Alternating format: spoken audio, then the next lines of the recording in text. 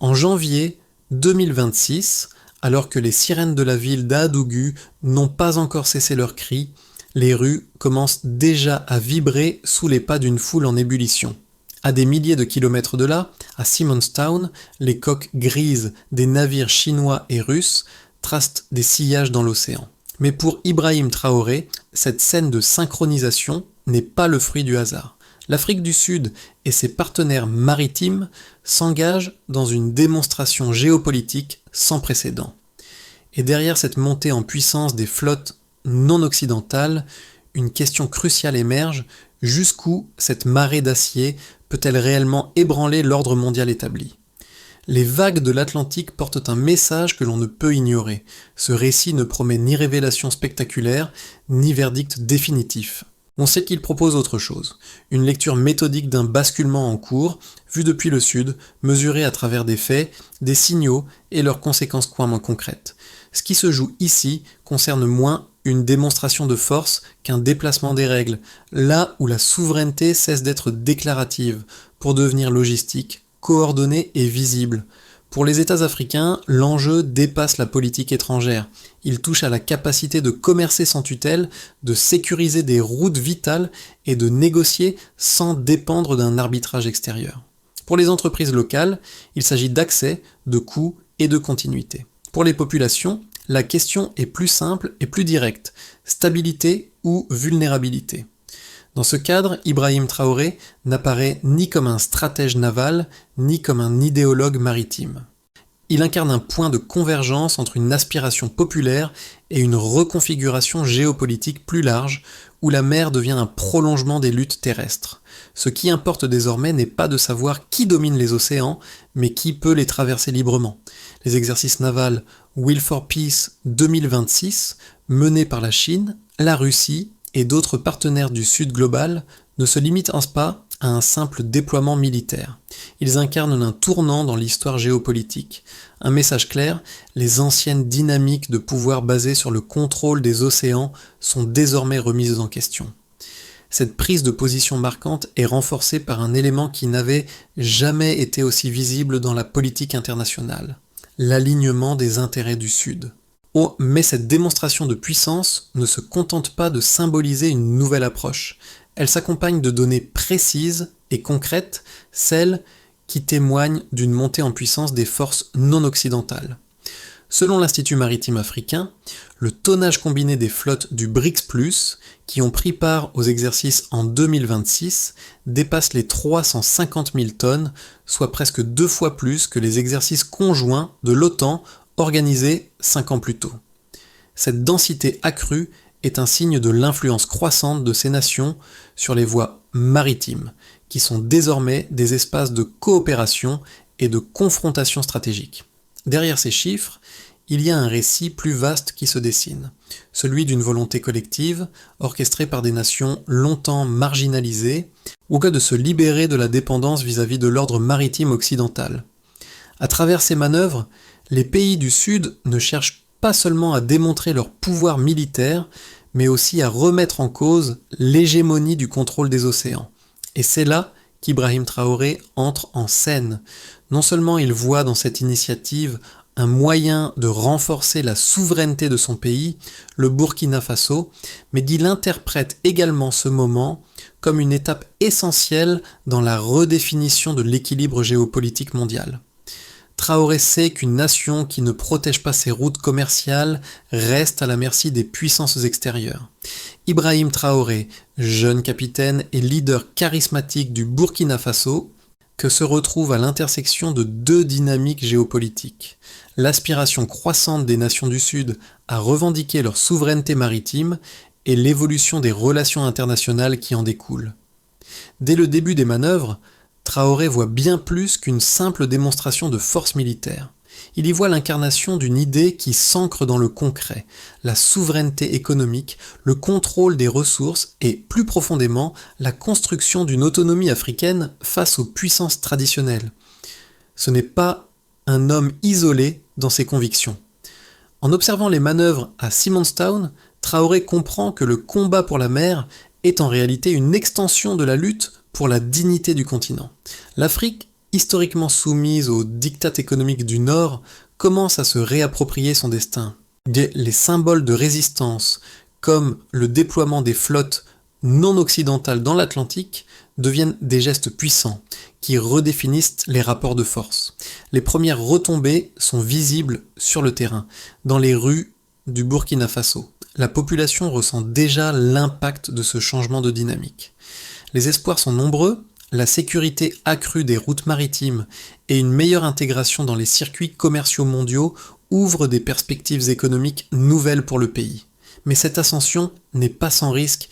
Derrière le discours d'unité, des forces internes et externes se dressent contre cette révolution silencieuse. Traoré, bien que soutenu par son peuple, doit naviguer entre les menaces économiques et politiques. Et les événements de janvier 2026 marquent un tournant dans l'histoire géopolitique mondiale. Ce mois-là, les manœuvres navales Will for Peace 2026, menées par les flottes chinoises, russes et sud-africaines, révèlent une dynamique nouvelle, un affrontement de visibilité géopolitique, mais aussi un changement radical dans l'approche des routes maritimes.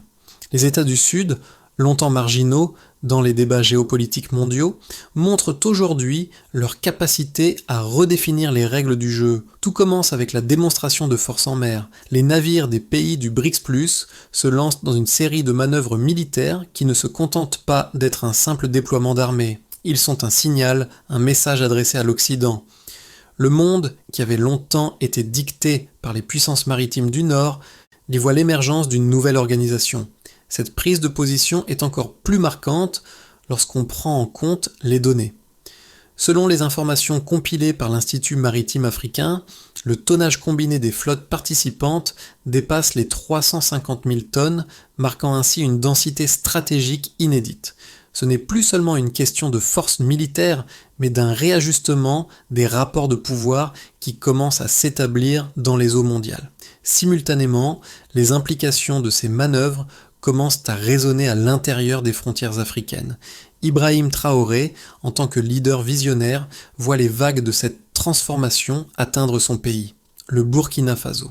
En quelques jours, ce petit pays d'Afrique de l'Ouest se trouve au cœur d'une révolution géopolitique, tandis que les États africains, unis autour de la défense de leurs intérêts communs, mettent en place des stratégies d'alliance et de coopération renforcées. Mais derrière la solidarité apparente, il existe des lignes de fracture. La réaction des puissances occidentales est immédiate.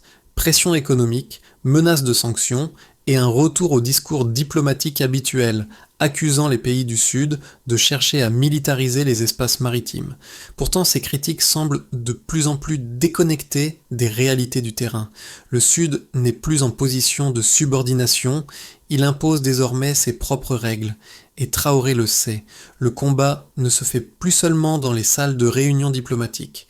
Il se déroule sur l'eau, dans les ports et désormais dans les consciences collectives des peuples. Les premières manifestations de cette dynamique prennent forme dans les rues du Burkina Faso où une ferveur populaire se fait jour. Lorsque le pays annonce sa volonté de renforcer son rôle dans le processus de sécurisation des routes maritimes, les citoyens se rallient massivement derrière Traoré. La souveraineté ou la mort, tel est le cri de ralliement. Mais cette détermination est-elle suffisante pour garantir la pérennité de ce nouveau chapitre géopolitique ? Derrière les scènes de soutien populaire, les défis restent considérables. Le gouvernement burkinabé doit affronter les critiques internes concernant les risques d'isolation et les répercussions économiques potentielles d'un tel défi à l'ordre mondial. Traoré, tout en étant soutenu par une majorité de son peuple, sait que chaque avancée sera suivie de contre-attaques. Dans les coulisses, des nations plus puissantes, comme les États-Unis et les membres de l'Union européenne, manœuvrent pour limiter les impacts de ce changement. Mais la réalité est implacable. Le monde multipolaire n'est plus une utopie, il est en marche. Ce mois de janvier marque le début d'une nouvelle époque, celle où l'équilibre des forces maritimes et politiques commence à se rééquilibrer. La souveraineté de nations comme le Burkina Faso n'est plus une question théorique, mais une réalité visible, portée par un peuple qui n'a plus peur de redéfinir son avenir. Les exercices navals Will for Peace 2026, ne sont pas simplement un spectacle militaire. Ils sont porteurs de données précises, d'indicateurs qui révèlent bien plus qu'une simple projection de force. Ces chiffres sont devenus des témoins de la transformation géopolitique en cours, de la montée en puissance des pays du Sud et surtout de l'impact croissant de ces nations sur la scène maritime mondiale. Selon un rapport de l'Institut maritime africain, le tonnage combiné des flottes du BRICS+, engagées dans les manœuvres de 2026, dépasse désormais 350 000 tonnes. Ce chiffre est particulièrement significatif.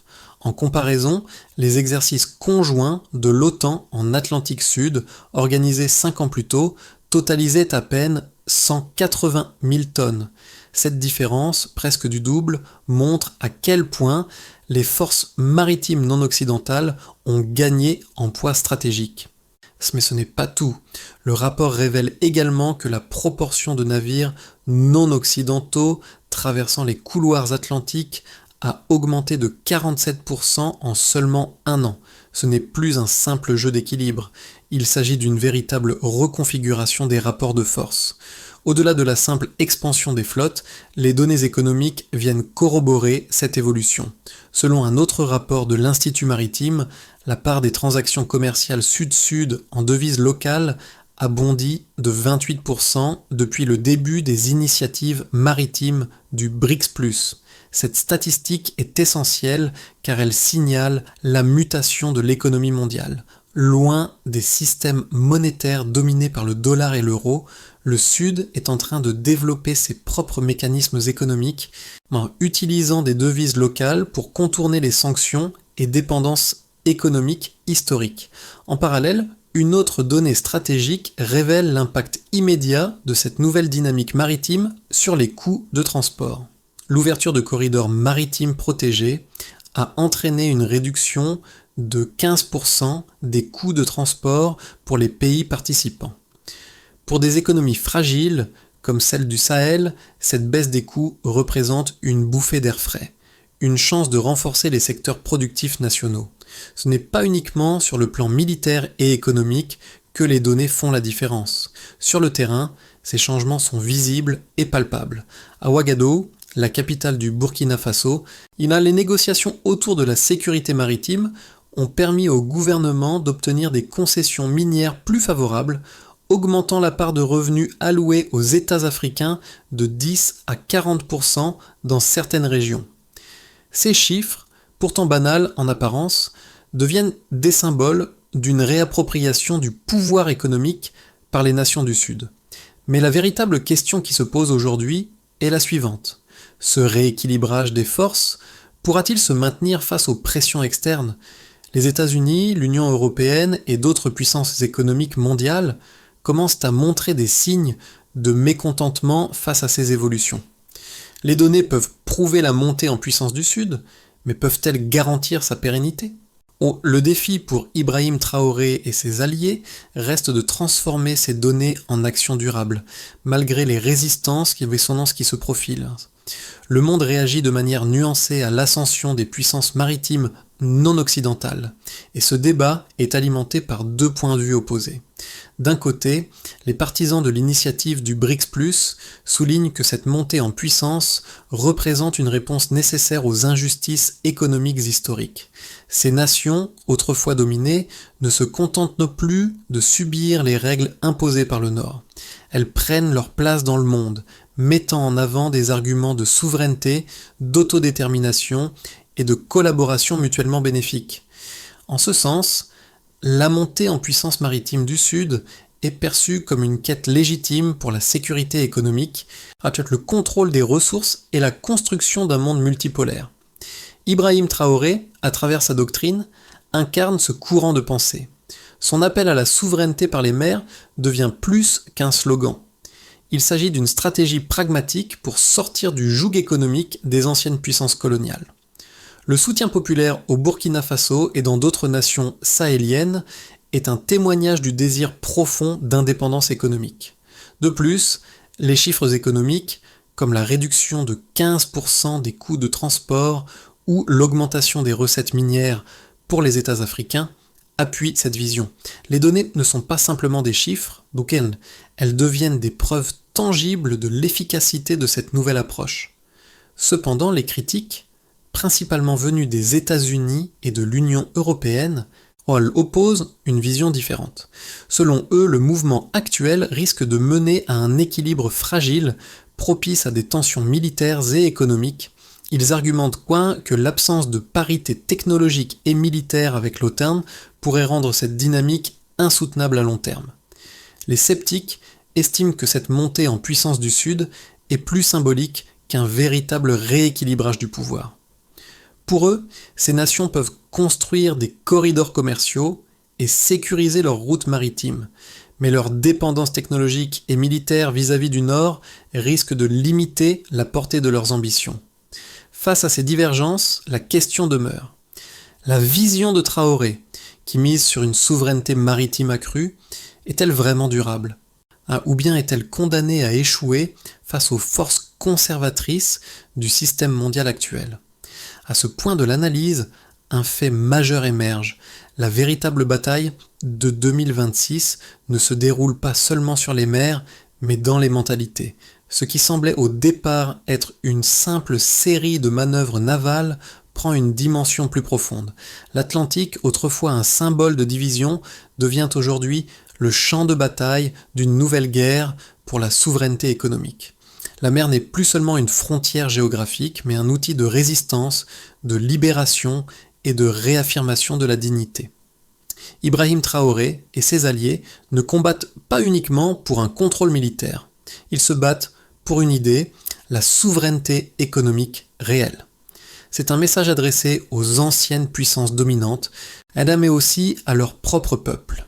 Les ressources et les routes maritimes sont désormais perçues comme des leviers de pouvoir essentiels à l'indépendance des nations africaines.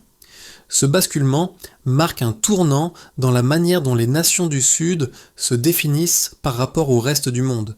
Mais ce tournant pourrait-il résister à l'immense pression des systèmes établis ou sera-t-il une illusion temporaire face aux géants du Nord ? Les répercussions du mouvement de souveraineté maritime porté par Ibrahim Traoré sont déjà tangibles à plusieurs niveaux. En premier lieu, les pays du Sud, soutenus par les initiatives du BRICS+, commencent à renforcer leur autonomie économique et géopolitique. Pour des pays comme le Burkina Faso, cela signifie un réajustement majeur dans leur positionnement global, chez lequel le contrôle des routes maritimes et l'accès direct aux ressources essentielles offrent une chance de sortir de la dépendance aux marchés mondiaux dominés par les puissances occidentales. L'un des exemples les plus visibles de cette réorganisation est la réduction de 15% des coûts de transport, un changement qui offre aux nations africaines un espace de manœuvre économique sans précédent. Cette baisse des coûts est un facteur déterminant, en particulier pour les pays qui dépendent lourdement des exportations de matières premières. Mais les conséquences ne sont pas uniquement économiques. Il existe également un impact géopolitique évident. L'augmentation de la présence militaire des flottes chinoises et russes en Afrique du Sud est symptomatique de cette nouvelle dynamique. Ces nations, en coordonnant leurs efforts avec les États africains, redéfinissent les axes de pouvoir traditionnellement dominés par les États-Unis et l'Union européenne. Ce processus, s'il est réussi, pourrait inaugurer une époque de coopération sud-sud renforcée qui remet en question l'hégémonie occidentale sur les corridors commerciaux mondiaux. Cependant, les défis restent colossaux. Si les chiffres de l'Institut maritime africain montrent que la proportion de navires non occidentaux traversant l'Atlantique a augmenté de 47% en un an, cela ne signifie pas pour autant que ce processus sera sans heurts. Les États-Unis, les puissances européennes et leurs alliés cherchent déjà à mettre en place des mécanismes de résistance. Des sanctions économiques sont envisagées pour freiner cette expansion et l'OTAN pourrait accroître ses opérations dans la région. De plus, la dépendance technologique vis-à-vis des puissances du Nord, notamment dans les secteurs de la défense et de la haute technologie, pourrait limiter l'efficacité de cette montée en puissance. Dans les rues de Ouagadougou, la capitale du Burkina Faso, la ferveur populaire est palpable. La promesse d'une autonomie retrouvée galvanise les citoyens. Les slogans tels que « la souveraineté ou la mort » résonnent comme un cri de ralliement. Toutefois, cette ferveur est-elle suffisante pour garantir un avenir durable face aux multiples pressions économiques et politiques qui se profilent ? Le gouvernement de Traoré, bien qu'ayant réussi à gagner le soutien populaire, se trouve désormais confronté à la tâche colossale de maintenir l'unité nationale tout en poursuivant son agenda de souveraineté maritime. Ce défi devient encore plus complexe lorsque l'on considère les tensions internes et les possibles tentations de repli nationaliste dans certaines régions. Les prochains mois, voire les prochaines années, seront décisifs pour savoir si cette nouvelle dynamique peut s'établir durablement. Mais une chose est sûre, les océans ne sont plus un terrain de jeu réservé aux puissances du Nord. Ils sont désormais une scène sur laquelle les nations du Sud revendiquent leur place. À l'horizon de 6 à 12 mois, plusieurs scénarios se dessinent pour l'évolution de la dynamique géopolitique en Afrique et au-delà suite à l'ascension des puissances maritimes non occidentales. Ces scénarios, bien que spéculatifs, offrent un aperçu des différents chemins que pourrait emprunter la situation, en fonction des choix politiques, qui aiment des alliances stratégiques et des pressions extérieures. Dans un scénario de base, la consolidation du BRICS+ se poursuit. Les manœuvres navales et les initiatives économiques continuent de se renforcer. Les pays du BRICS+, avec l'appui de leurs alliés en Afrique, poursuivent leur objectif de sécurisation des routes maritimes et de renégociation des contrats commerciaux. Les flottes non occidentales deviennent des symboles de souveraineté régionale et des accords bilatéraux sont signés pour créer des corridors commerciaux protégés. L'Afrique du Sud en particulier joue un rôle clé en tant que plaque tournante logistique et de nouveaux sommets maritimes sont organisés pour renforcer la coopération sud-sud. L'impact sur les marchés est tangible, les coûts de transport continuent de baisser, les pays africains renforcent leur autonomie économique et l'influence du dollar recule au profit des monnaies locales et des échanges bilatéraux. Toutefois, les tensions avec les puissances occidentales restent contenues, bien que persistantes. Dans un scénario optimiste, l'accélération du mouvement multipolaire pourrait s'imposer. L'influence du Sud global sur les océans et les routes commerciales se renforcent encore plus rapidement. Des États comme l'Angola, l'Indonésie et le Nigeria rejoignent la coalition maritime, apportant des ressources et des routes supplémentaires. L'Union africaine, autrefois réticente, adopte un cadre juridique reconnaissant la souveraineté partagée sur les eaux maritimes, ce qui représente une avancée historique. Les marchés du Sud connaissent une stabilité croissante, alimentée par une confiance renforcée dans les nouvelles infrastructures logistiques. La coopération Sud-Sud devient la norme et les États-Unis et l'Europe sont contraints de réajuster leur stratégie. La situation géopolitique mondiale connaît un tournant décisif et la question de l'indépendance maritime devient un enjeu clé pour d'autres régions du monde. Dans un scénario pessimiste, les anciennes puissances réagiraient plus violemment face à l'expansion des flottes non occidentales. Des sanctions financières sont imposées et des tentatives de dissuasion militaire sous forme de patrouilles renforcées ou d'escarmouches pourraient se multiplier dans l'Atlantique et l'océan Indien. L'unité du BRICS+ serait mise à l'épreuve et des tensions internes pourraient émerger entre les membres du bloc, dans certains pays du Sud préférant maintenir des relations économiques avec le Nord. Dans ce contexte, la stratégie de Traoré pourrait être mise à mal par des défis internes et des pressions extérieures croissantes. Les flottes du BRICS+ pourraient se voir confrontées à des manœuvres militaires directes ou indirectes visant à limiter leur expansion. Dans chacun de ces scénarios, la question reste de savoir si l'idée de Traoré, celle d'une souveraineté maritime partagée et protégée, pourra résister aux tentatives de rétablir un ordre mondial dominé par les puissances traditionnelles. Les événements qui se déroulent autour des manœuvres Will for Peace 2026 et de l'ascension des puissances maritimes non occidentales ne sont pas simplement des histoires géopolitiques lointaines. Ils ont des répercussions directes sur le quotidien des gens, en particulier dans les pays du Sud. Ibrahim Traoré, en tant que leader visionnaire, incarne cette rupture, non seulement dans ses discours, mais aussi dans la réalité de la vie quotidienne. Pour les citoyens du Burkina Faso et d'autres nations sahéliennes, cette évolution géopolitique prend une forme concrète. La possibilité d'une autonomie économique, la réduction de la dépendance aux puissances étrangères et la préservation de leurs ressources naturelles. Les habitants des régions côtières, autrefois oubliés dans les dynamiques maritimes mondiales, voient aujourd'hui les mers comme un espace de prospérité et de liberté. Dans les ports africains, des projets d'infrastructures se développent, créant des emplois et des opportunités économiques qui n'étaient jusqu'alors accessibles que dans les pays du Nord. Mais au-delà de ces bénéfices économiques, c'est un changement profond dans la perception de soi qui s'opère. La souveraineté, jusqu'alors un concept lointain, devient une réalité tangible. Mais ce mouvement ne concerne pas seulement les Africains. Il résonne aussi avec les peuples d'autres régions, notamment d'Amérique latine et du Moyen-Orient, qui se retrouvent dans cette lutte pour l'indépendance économique et géopolitique. Le modèle proposé par Traoré trouve un écho particulier dans les sociétés où la question de la dépendance aux puissances mondiales reste un sujet sensible. Dans ce contexte, la question n'est plus simplement théorique. Elle m'est directement liée aux choix que feront les nations du Sud dans les années à venir.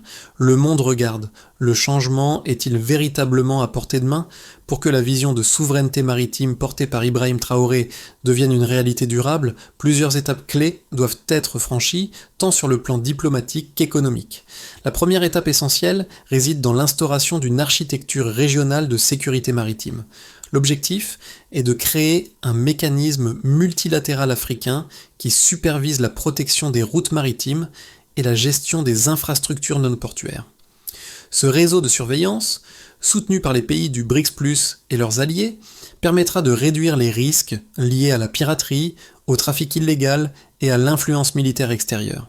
Ensuite, la création d'une académie régionale pour la formation de personnel maritime est cruciale.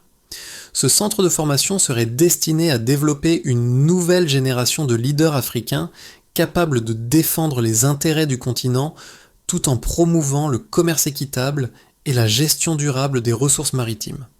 L'idée n'est pas seulement de renforcer les capacités militaires, mais aussi de doter l'Afrique des compétences nécessaires pour jouer un rôle central dans les négociations commerciales mondiales. Une autre étape importante consiste à instituer une charte des ressources souveraines qui garantirait que toutes les ressources extraites, qu'elles soient terrestres ou maritimes, restent sous le contrôle majoritaire des pays africains. Cela permettrait de mettre fin aux contrats désavantageux qui ont longtemps favorisé les intérêts étrangers au détriment des peuples locaux. Enfin, la création d'un réseau de communication sud-sud pour le partage d'innovations, de données et d'alertes de sécurité maritime devrait être une priorité. Ce système collaboratif renforcera l'autonomie du continent et permettra une réponse plus rapide et coordonnée aux défis géopolitiques. La question reste de savoir si cette feuille de route pourra surmonter les obstacles internes et externes. Mais les bases sont désormais posées. Ibrahim Traoré, en regardant les images des flottes du BRICS+ en mer, sait que ce n'est pas seulement une victoire militaire. C'est une victoire symbolique, une victoire du peuple sur l'invisibilité. Depuis les rues poussiéreuses de Ouagadougou jusqu'au port de Simonstown, un même souffle s'élève, celui de la dignité retrouvée. Dans chaque mot qu'il prononce, Traoré ne parle pas seulement de souveraineté géopolitique, mais de la possibilité pour un peuple de tracer son propre chemin sans se soumettre à la bienveillance d'autrui.